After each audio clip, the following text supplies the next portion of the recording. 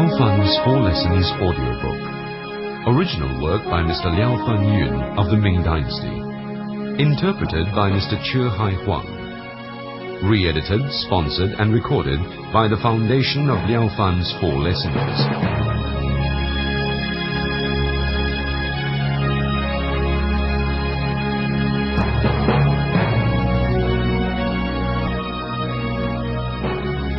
The Book of Liao-Fan's 4 Lessons is the reference for ruling a country, treasured for generations by emperors and prime ministers of Japan.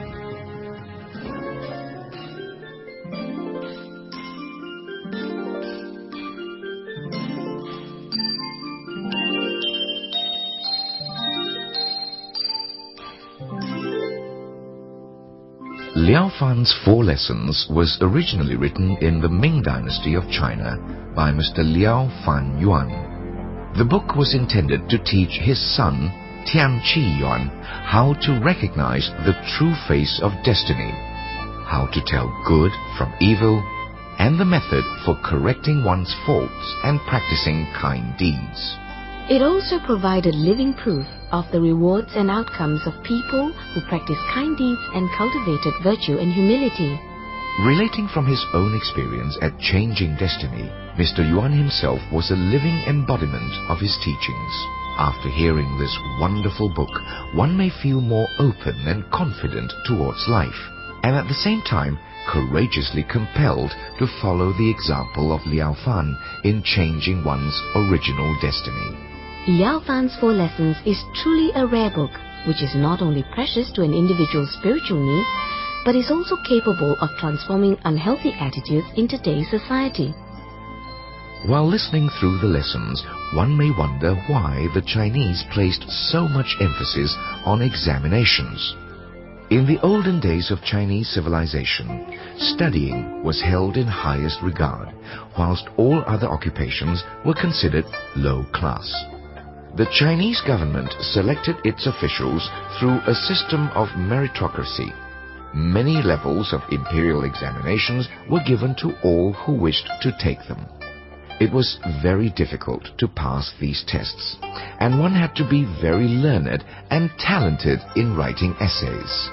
Those who did pass had the chance to advance to high government positions and live a life of wealth and prominence. People who couldn't pass the examinations were not recognized, no matter how smart or able they were otherwise. That was the reason why many youths of that time turned to studying for the exams in hopes for a prosperous future. Since the original work of Liao-Fan was written in classical Chinese, it tended to be poetic and terse, making the book hard to read and understand for modern-day people. In early 1900, Mr. Hai Huang added a detailed commentary to the book using modern Chinese.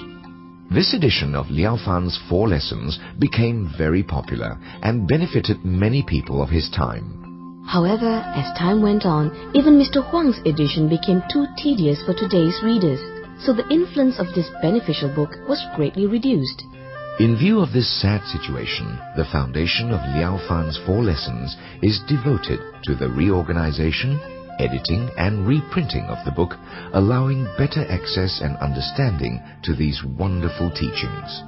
Today, with the sponsorship of kind people, this edition of The Brief Explanation of Liao-Fan's 4 Lessons has been produced into Liao-Fan's 4 Lessons audio book.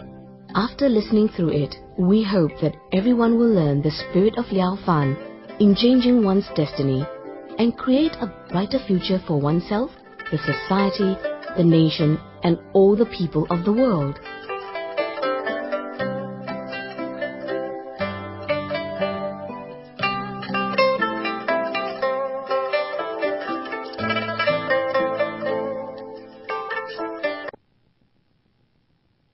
The first lesson, learning to create destiny.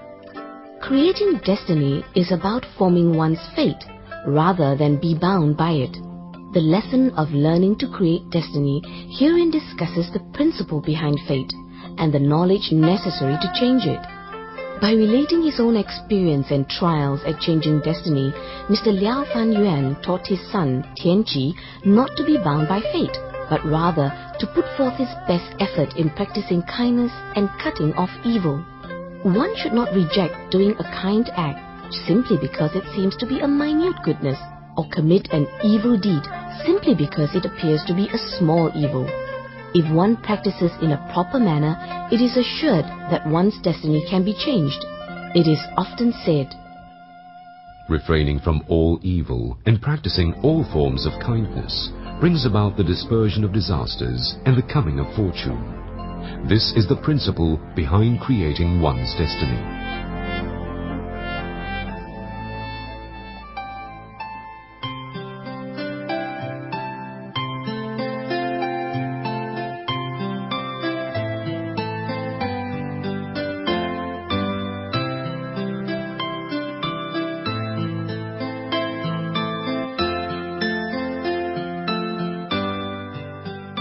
My father passed away when I was young, and Mother persuaded me to learn medicine instead of becoming a scholar. Mother said to me, learning medicine will be a good way to support yourself and also to help others. Besides, having a skill on hand, you will never have to worry about making a living.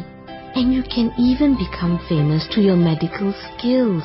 This has always been an ambition your father had for you.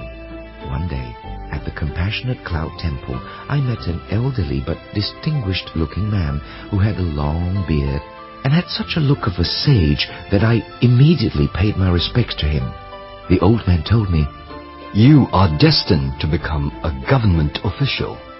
You can attain the rank of erudite first-level scholar next year. Why aren't you studying for the exam?" So I told him of my mother's instructions to give up scholarly study for learning medicine. Then I asked for his name, birthplace and residence. He replied, "My last name is Kong. I came from Yunnan Province. I have inherited the knowledge of Mr. Shao, who developed the art of prediction very well. By calculations, I'm supposed to pass it on to you." I led Mr. Kong to my home and told my mother about him. Mother told me to treat him well and said, Since Mr. Kong is so good at predicting the future, he must also know our past. Let's ask him and test his authenticity. As a result, I found Mr. Kong's calculations to be very accurate, even in very small cases. After hearing his words of advice, I once again thought about studying. I then consulted with my cousin, Shen Chen. He recommended thus, "My friend Mr. Haigu Yu is teaching at the home of Yo Fu Sheng. It would be very convenient for me to take you there for boarding and studying." This was how I became Mr. Yu's student. Once again, Mr. Kong made a prediction for me. He said, "As a student, you will place 14th in the county examination, 71st at the regional exam, and 9th at the provincial examination." The following year, at the 3 places of examination, I placed exactly as he had predicted. Then Mr. Kong calculated the predictions for my entire life. He said, "You will pass such and such a test in such and such a year. You will become a civil servant in such a year. And in such a year, you will get a promotion. Finally, you will be appointed as a magistrate in Sichuan Province. After holding that office for 3.5 years, you will resign and return home. At the age of 53, you will die around 1 o'clock in the morning on August 14th. It is a pity that you will not have a son." I recorded and remembered all that he said. From then on, the outcome of every examination I took turned out exactly as Mr. Kong predicted. Mr. Kong also predicted that I would be promoted only after receiving a salary in the weight of 91 dans and 5 dus of rice. However, I had received only 71 dans of rice when the senior educational officer, Mr. Tu, recommended me for a promotion. I secretly began to doubt Mr. Kong's predictions. Nevertheless, the prediction turned out to be correct after all, because the recommendation was turned down by Mr. Tu's superior, Mr. Yan.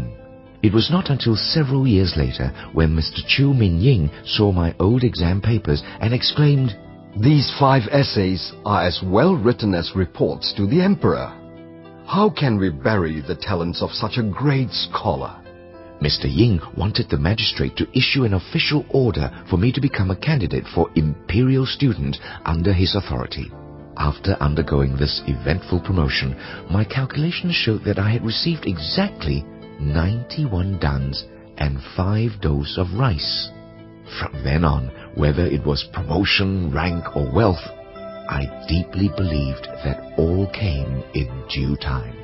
The length of one's life is predestined. I began to view everything in a more detached manner and ceased to seek gain and profit. After being selected as an imperial student, I was to attend the university at Beijing.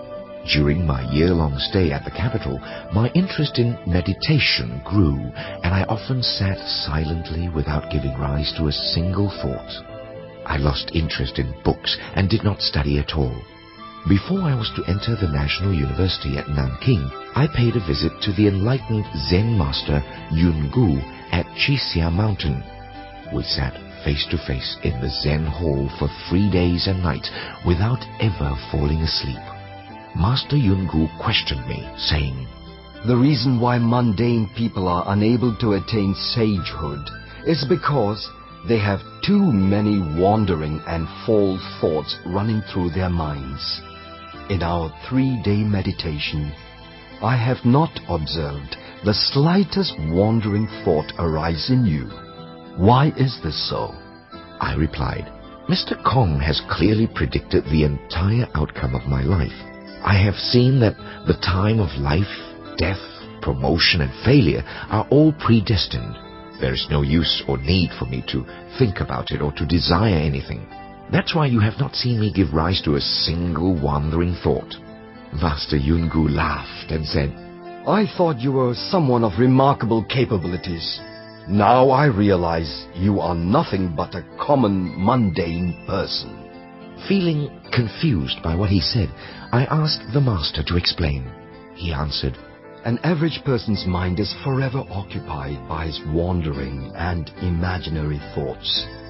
So naturally, their lives are bound by the qi of yin-yang and fate.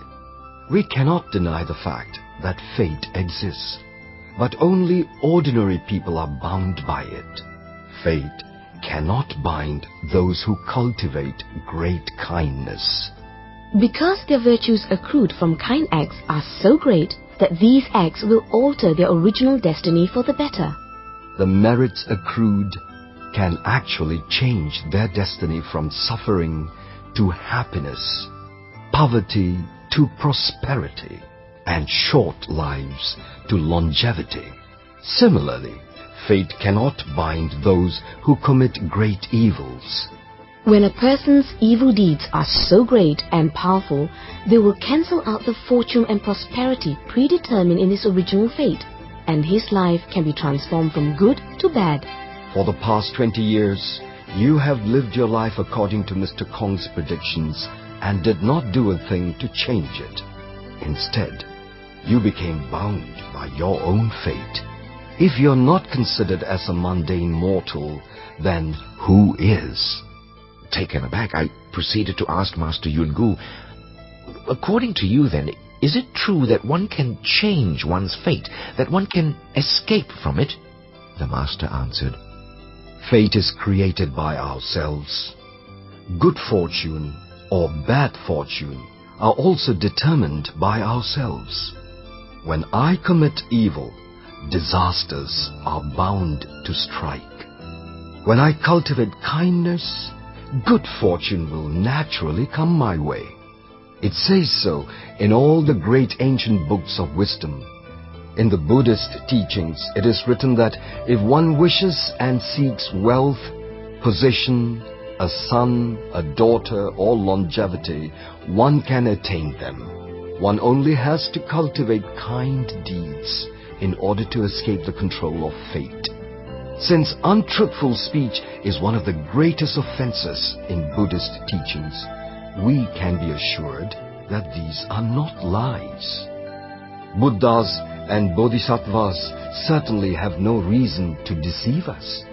I did not quite understand what he meant by attaining all that one wished for, and so I asked him, Mencius once said, Whatever is sought for can be attained.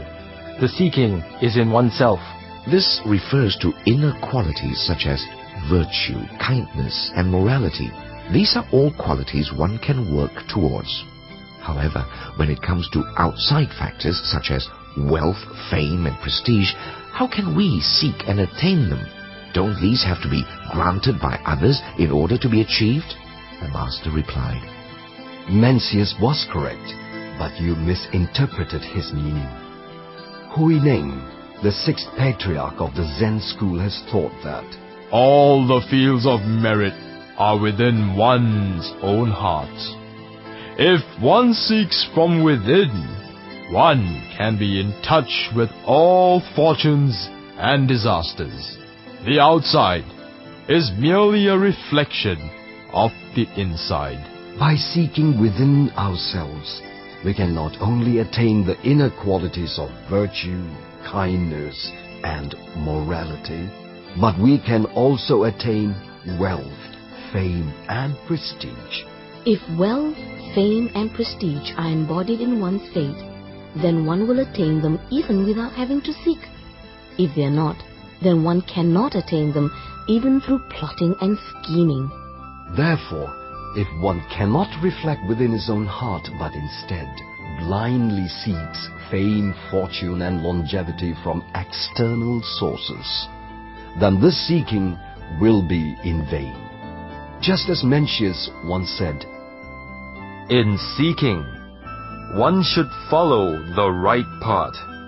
In attaining, one attains what one's destiny entitles him to. Whatever is attained in the end is still part of one's own fate. if one tries to seek these qualities from the outside, and even goes to the extent of committing evil deeds for them, then one will not only lose one's inner qualities of virtue and kindness, but predetermined fortune as well. Furthermore, evils committed in one's greedy mind to obtain more will often reduce the fortune of one's original fate. From this we can see that no benefit is derived from blind seeking. Master Yungu continued to ask, What were Mr. Kung's predictions regarding your entire life? I told him in great detail, from the placement positions in the examinations to my appointment as an official, and finally the date of my death. Do you feel you deserve imperial appointments or a son? I reflected upon my previous deeds and attitudes in the past for a long time. Then I answered him, saying, No, I do not feel I deserve an imperial appointment or a son. Those who receive imperial appointments all have the appearance of good fortune, and I do not. I do not work towards accumulating virtues to build up my fortune either. I'm very impatient, intolerant, undisciplined, and speak without any restraint. I also have a strong sense of pride and arrogance. These are all signs of scant fortune and non-virtue. How is it possible for me to receive an imperial appointment? Next, we will see why Liao-Fan has no children. Liking cleanliness is a good thing, but it can become a personality problem if one gets too immaculate. There is an old saying, life springs from the dirt of the earth, and water too clean often harbors no fish. The first reason why I feel I do not deserve a son is because I am addicted to cleanliness, resulting in the lack of thoughtfulness for others. The second reason is that Harmony is the cultivator of all life. but I have a quick temper and easily become angry. The third reason is based on the principle that Loving kindness is the basis of reproduction, and harshness is the root of sterility. I overly guarded my own reputation and cannot sacrifice anything for the sake of others. The fourth reason is that I talk too much, which wastes a lot of chi or energy. The fifth reason is that I also delight in drinking alcohol, and that depletes my spirit. To remain healthy, one must not sleep during the daytime and stay up through the nights. The sixth reason I do not have a son is my habit of staying up nights. not knowing how to conserve my energy. Aside from these, I have many other faults which are too numerous to mention. Master Yungu then said, According to you then, there are too many things in life you do not deserve, not only fame and a son. We should know that both good and bad fortune are all formed from one's heart. A wise person knows that everything one achieves or fails at in life are only consequences of their own actions and thoughts. Only a fool assumes that all is the work of fate and destiny. We must understand that those who have thousands of dollars in this life must have cultivated the fortune worthy of that amount in the past. Those who have hundreds of dollars must also have fortune which is worthy of containing that sum. Those whose fate is to die of starvation, in fact, were meant to die in that manner. We must understand that the fate of these people was created by their own past thoughts and actions. The retribution today is simply the fruit of their deeds. Heaven does nothing more than punish evil beings with the suffering they deserve, and reward kind ones with the fortune they deserve. The following section is Master Yunju's advice to Liao-Fan, using the views of worldly folk, persuading him to cultivate virtue. Bearing children is similar to bearing fruit from seeds. If the seeds are planted well, so will the fruits they bear. If the seeds are not planted well, then the fruits will become malnourished. For example, if a person has accumulated enough merit and virtue for 100 generations, then he or she will have descendants to last 100 generations.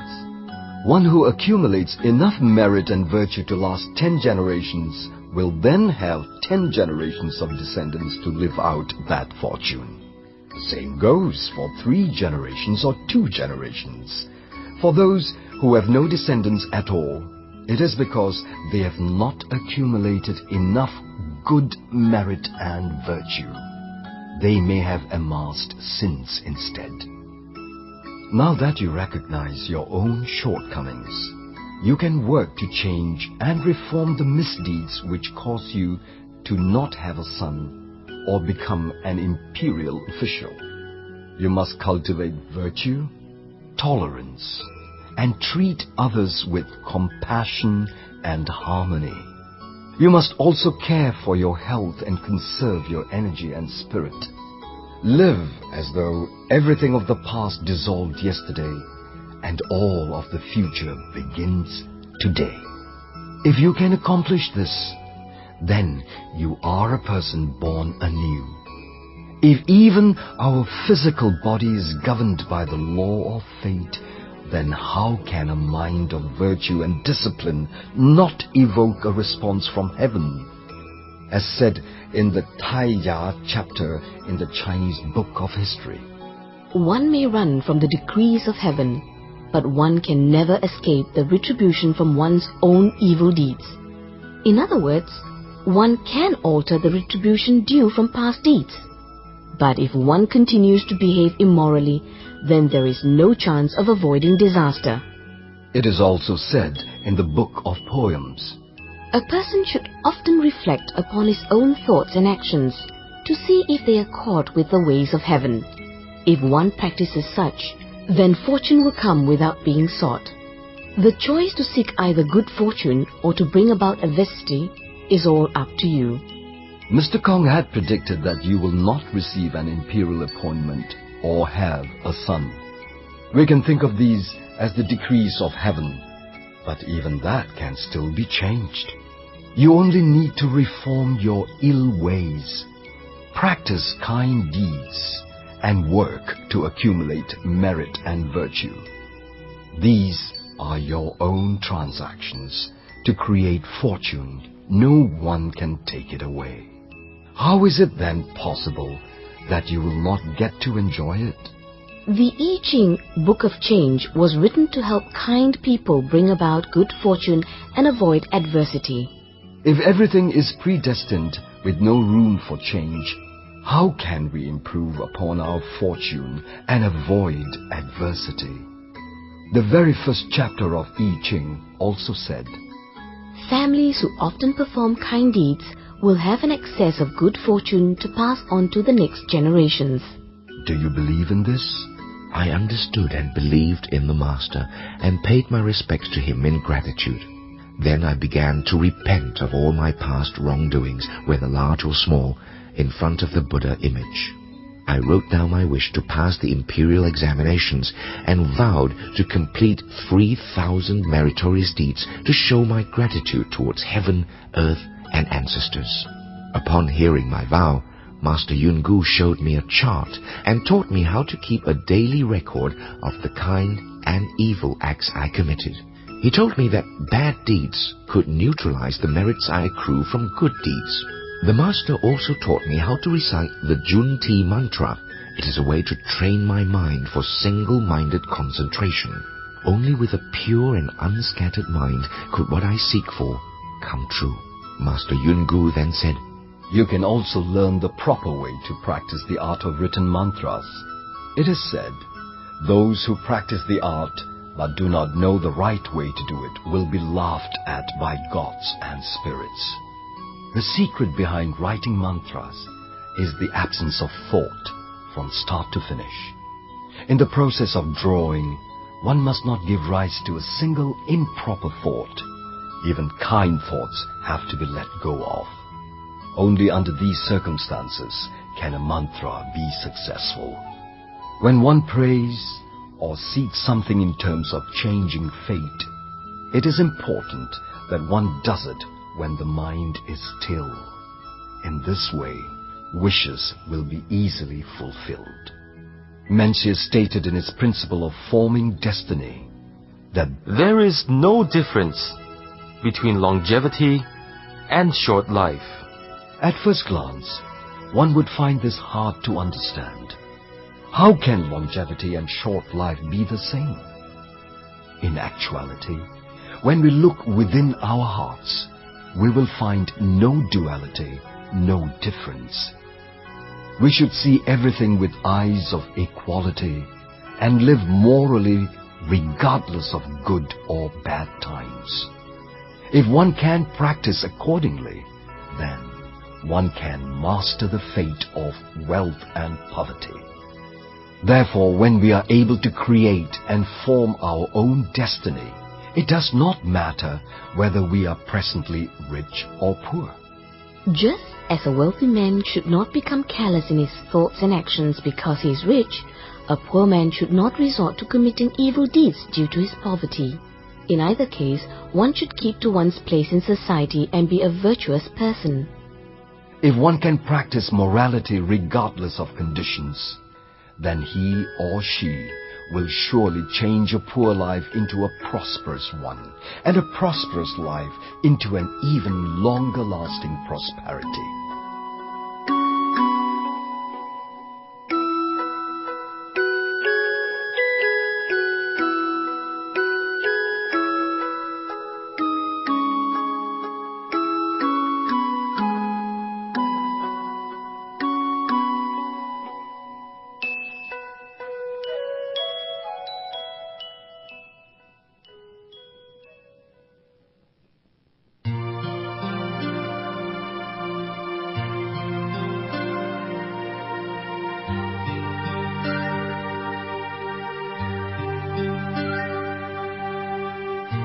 One should also look upon long life and short life equally. A person who knows he is short-lived should not think, I'm going to die anyway, so there is no point in being virtuous. I should steal and kill for my benefit while I can. Instead, one who already knows he has a short life to live should be even more diligent in cultivating kindness, hoping to gain a longer life next time, and perhaps his or her merits from practicing kindness can even elongate the present life. One who is long-lived should not think, I have all the time in the world, it doesn't matter if I do some evil once in a while. We should know that longevity does not come easily. It should be cherished and used to cultivate even more kindness and virtue. Otherwise, you may very well use up your longevity all too soon. If you understand this principle, then you will be able to change a short life into a long life through virtuous behavior. The issue of life and death is the most critical issue of one's life. Therefore, long life and short life is also the most important issue to us. The same applies to wealth and poverty, low and high prestige. These are all encompassed by the issue of long life and short life. That is why Mencius did not need to mention the letter in his principle of creating destiny, since he had already spoken about long and short life. Master Yun Gu then told me about Mencius' teaching on cultivating the self. He said that one who wishes to cultivate himself must do so day by day, and be mindful of his conduct every moment, ensuring that no transgressions are made. As for changing one's destiny, that depends on the accumulation of merit, seeking for a response from the heavens. When cultivating the self, one should be aware of one's own faults and resolve to correct them, just as in curing a sickness. Perseverance is required, and attainment comes when one's practice matures and ripens. In that case, one's destiny will most definitely change for the better. We should work towards severing all bad habits and thoughts. It would be quite an accomplishment for the true benefits of these teachings to be felt once you reach the state of no thought. The actions of worldly people usually follow their thoughts. Whatever has to be thought is not considered natural. I know that you are still unable to accomplish the state of no thought. But if you practice reciting the Yun Ti mantra continuously, it will help you to overcome scattered thoughts in the mind. When you recite, you must not think of reciting, but recite consciously and diligently without any attachment. When the reciting becomes second nature to you, it will be efficacious.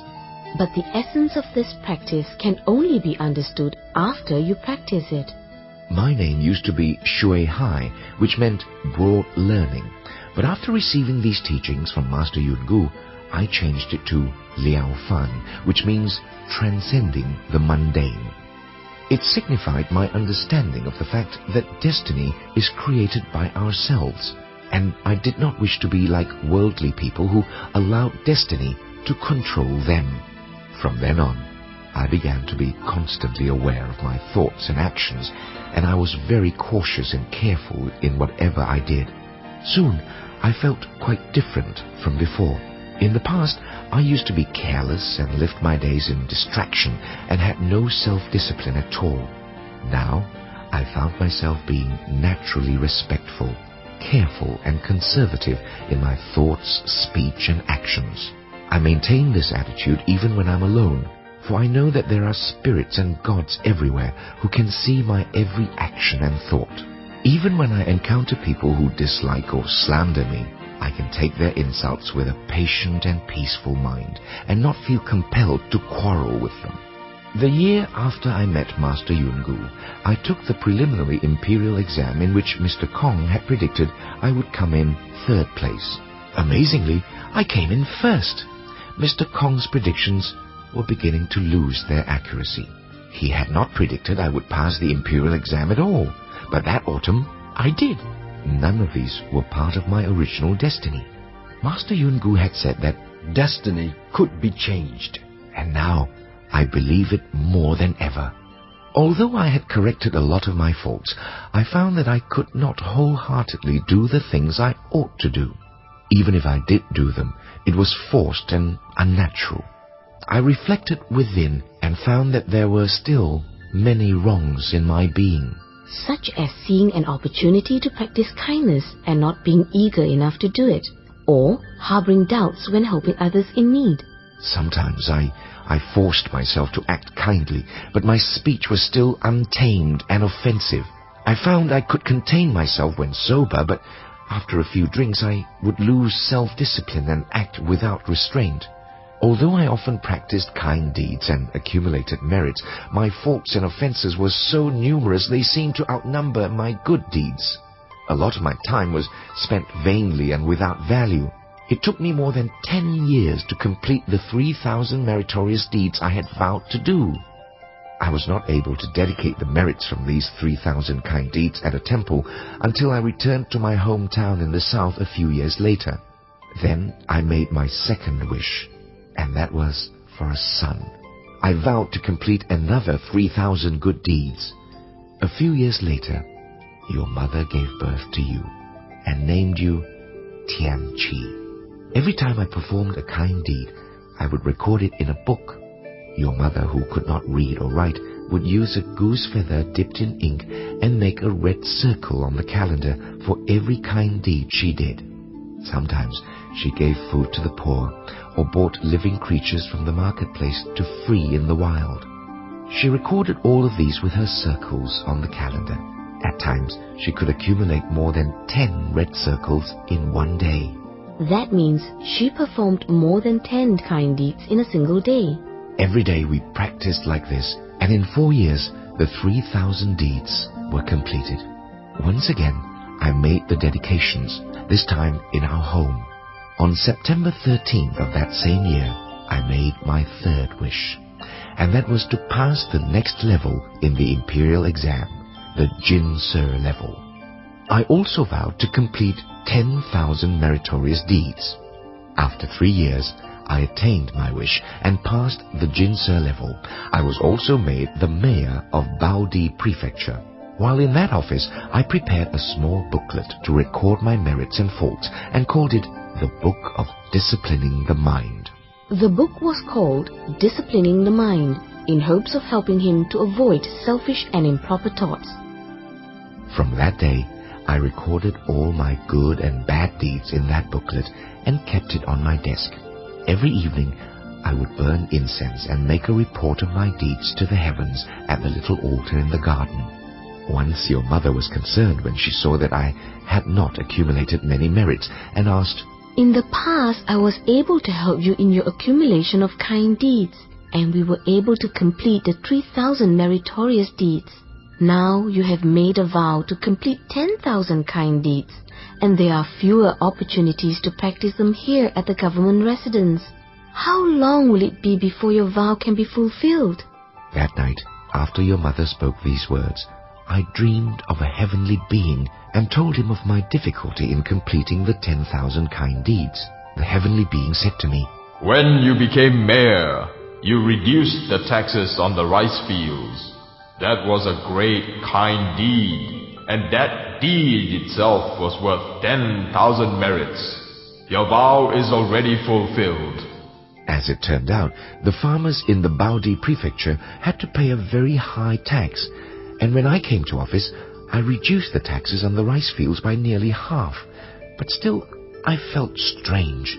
How did the heavenly being know about the tax deduction? Liao-Fan still held doubts, and wondered how a single deed could be worth 10,000 merits.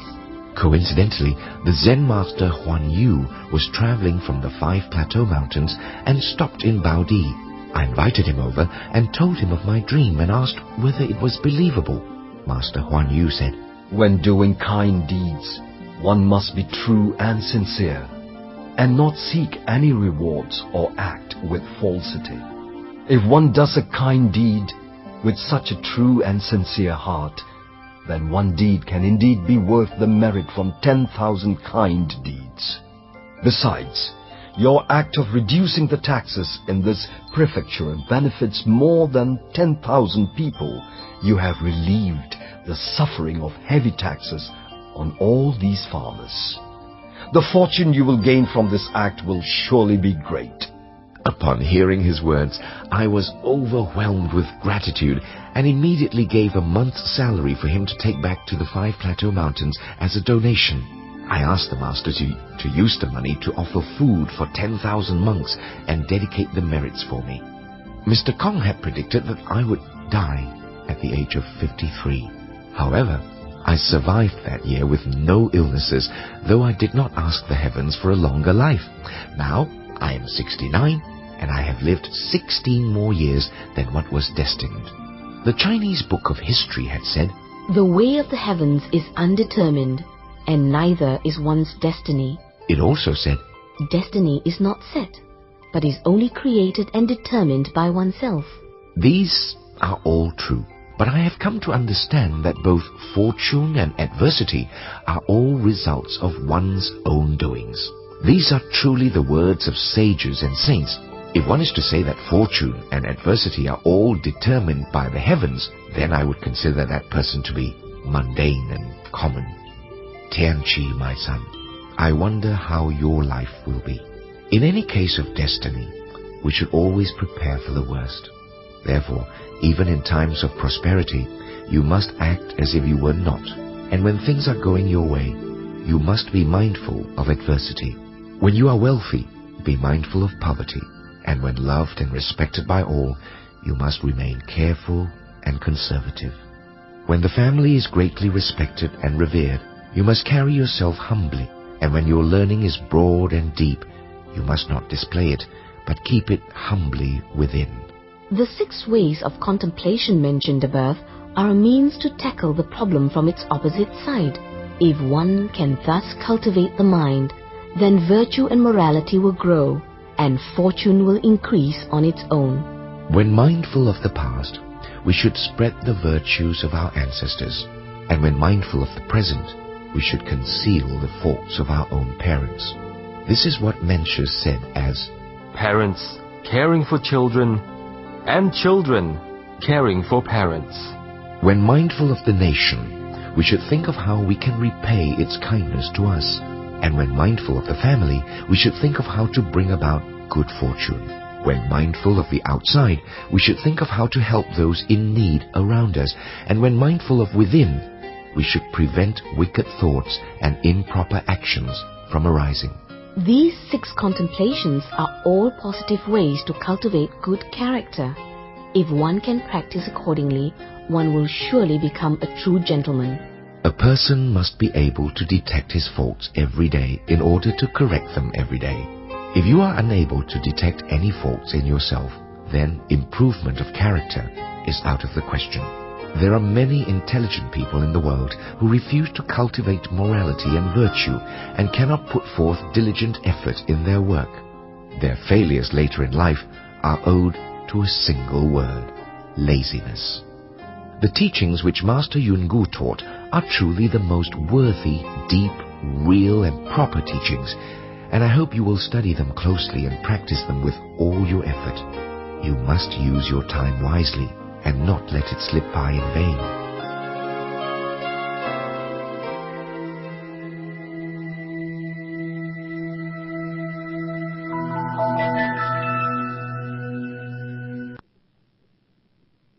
The second lesson, Ways to Reform. How can we be free from faults when we were not born as saints or sages? Confucius once said, One with faults should not fear to correct them. After Liao-Fan spoke of the ways to create destiny, he proceeded to tell his son about the 3 ways to reform. First, one must feel shame. Second, one must know fear. And third, one must have determination and courage. If we are mindful of correcting even the tiniest mistake, then large wrongdoings would naturally be avoided. The spring-autumn period mentioned throughout this book refers to a period in China's history over 2,000 years ago, when the country was undergoing great change and turmoil. During the spring-autumn period, China was divided into several small nations. Many prestigious advisors and counselors of these nations were able to accurately predict whether a person's future would be good, bad, disastrous, or fortunate based on their observation of that person's speech and behavior. These can all be seen recorded in several history books. Usually, there are signs which signal impending danger or of coming good fortune. These signs are a reflection of one's heart. Though it is the heart from which thoughts arise, the body and its limbs can fully portray a person's character. For instance, If a person is kind-hearted, then his every gesture would indicate steadiness and solidity. If a person is evil and mean, then his body and limbs would naturally portray a petty and small character. Often a person is more fortunate when he tends toward kindness and invites trouble when he tends toward meanness.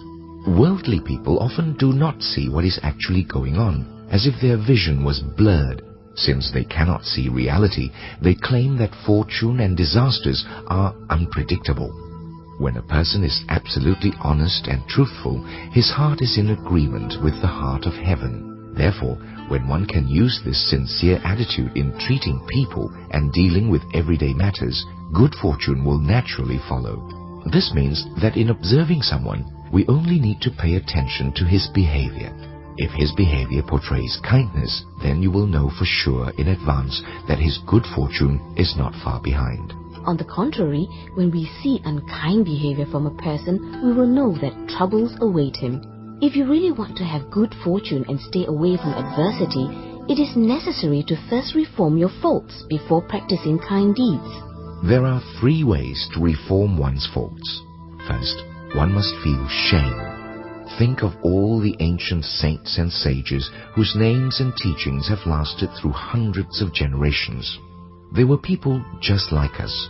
But why is my name tarnished and my reputation ruined in just one lifetime? I find that it is because I overindulge myself in material pleasures and have been badly influenced by the polluted environment. I also secretly do many things I'm not supposed to do and think others won't know about it. Sometimes I disregard the nation's laws and am not ashamed of it. Without realizing it, I stoop lower each day until I am no different from an animal. There is nothing else in the world which calls for more shame and remorse than these behaviors. Mencius once said, Shame is the greatest and most important word in a person's lifetime. Why? Because one who knows shame will put forth his best effort in reforming faults and will eventually attain sagehood or become a saint. One who cannot comprehend the word shame will be unrestrained and immoral. This person will then be just like an animal. These are really key words to reforming your faults. The second way to reform is that one must know fear. What are we to fear? We must know that the heaven, earth, spirits and gods all hover over our heads in observation. They are different from man in that they can see everything without obstruction. Therefore, it is not easy to deceive them. Even when my wrongdoings are done in a place where nobody is around to witness it, the heaven, earth, spirits and gods are just like a mirror, clearly reflecting all my faults. If my offense is serious, then all kinds of disasters will befall me. If the fault is minor, it will still deduct from my current fortune. How can I not feel fear? Every moment, even when I'm in an empty room, the spirits and gods watch over me very carefully and record everything. We can try covering up our evil doings from others, but the spirits and gods can see through our hearts and know our every action. Ultimately, we cannot deceive ourselves. We would feel embarrassed and dishonored if others happened to see our misdeeds. Therefore, how can we not be constantly cautious of our every action and be fearful of the consequences they might evoke? But there's more to it. As long as a person still has one breath left, then he has the chance to repent of the most serious mistakes and offenses. Once there was a person who behaved badly during his entire lifetime, who felt remorse just when he was about to die. He had realized his past mistakes and regretted all the bad things he had done. His heart came to a very kind thought, and immediately afterwards he passed away peacefully. This is to say, if a person can have an overwhelming and courageous kind thought at the most important moment, then it can cleanse away hundreds of years of accumulated sins. This is just like how only one lamp is necessary to bring light into a valley that has been dark for 1,000 years. Therefore, it does not matter how long one has been sinful or if the offenses were newly made. he or she is a surpassing person as long as they are able to change. Though we make mistakes, it is good to correct them. But don't think it is all right for you to do bad things now, just because you can repent later. This is definitely not allowed. If one commits a wrongdoing purposely, then the sin is even greater than before. Besides, we are living in a tumultuous and constantly changing world. Our body, being made of flesh and blood, is extremely perishable. If our next breath does not come, then this body will no longer be part of us. By then, even if we did want to reform, we would not have the chance to do so. Also, when a person dies, he cannot take any worldly possessions with him, for only his karma stays with his spirit. Therefore, when you commit evil, your retribution in the physical world is a bad reputation and name which will last for hundreds and thousands of years. Even filial children and loving grandchildren cannot cleanse your name for you. Whereas in your afterlife, you might end up in hell suffering immeasurable pain. Even the saints, sages, Buddhas and Bodhisattvas you may meet cannot save or help you from your consequences. So how can one not be fearful? The third way to reform is, one must have determination and courage. A person who hesitates to reform his faults is one who really does not want to change, but is content with what he can get away with. His willpower may not be strong enough, making him afraid to change his wrongdoings. For a reform to take place, one must use all his efforts and resolve to change immediately. One should not doubt or wait to reform one's faults. We should not postpone our resolve to change until tomorrow or the day after. A minor fault is like a thorn sticking into our flesh and should be quickly removed. A big fault is like a finger bitten by a poisonous snake. We must cut off that finger without hesitation to prevent the poison from spreading and taking our life.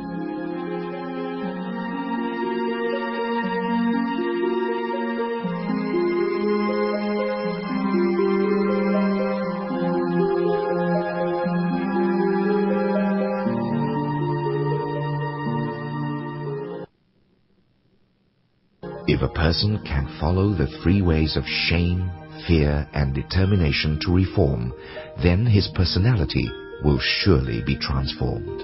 Just as a thin layer of ice is melted by the sun's rays in springtime, one's faults will also disappear when dealt with through these three ways.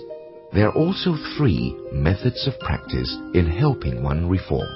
First is changing through action. Second is changing through reasoning. And third is changing from the heart. Since the methods vary, so do the results of change. First, let us talk about changing through action. For example, if I killed living beings in the past, I now vow not to kill again starting today. If I was angry and yelled at others in the past, I vow not to get angry starting today. This is how a person changes through action and refrains from repeating a wrongdoing by vowing not to do it again. However, it is 100 times harder if you force yourself not to do something than if you just stopped doing it naturally. If you do not uproot your faults but merely suppress them, the faults will eventually resurface even if you have temporarily stopped doing them. Therefore, the method of changing through action cannot help you get rid of your faults permanently. Second, let me explain changing through reasoning. A person who tries to reform can refrain from wrongdoings by understanding the reason and principle behind why he should not do it. In the instance of killing, one can reform through contemplating. Loving all living things is the virtue of heaven. All living beings love life and are afraid to die. How can I be at peace with myself by taking another's life to nurture my own? At times, animals were even cooked alive, such as fish or crabs. They may not have been completely slaughtered before going into the cooking pot. Such pain and suffering reach down into the bones. How can we be so cruel to these animals? When we eat, we use all kinds of expensive and tasty things to nourish our bodies, enough to fill the whole dinner table. But once the meal is done, even the best delicacies will become body waste and are excreted. The result of our killing accomplishes nothing. We can be nourished just as well by consuming vegetarian foods. Why let your stomach become a graveyard and reduce your fortune through the sin of killing? Think again of all the living beings with flesh and blood. Like us, they have a consciousness. We should cultivate virtue and allow these living beings to feel safe around us. How can we continue to harm their lives and make them hate us? If you think about it, you will naturally feel sorrow for these animals and be unable to swallow their flesh. Here's another example of change through reasoning. One who often gets angry should stop and think of the fact that everyone has their individual strengths and weaknesses. According to my reasoning, if I touched on someone else's weakness, I should pity him for his weaknesses and forgive his shortcomings. If someone offends me for no reason at all, then it is their problem, and that has nothing to do with me. There is no reason for me to get angry. I can also think, there isn't a right-minded person who thinks he's always right.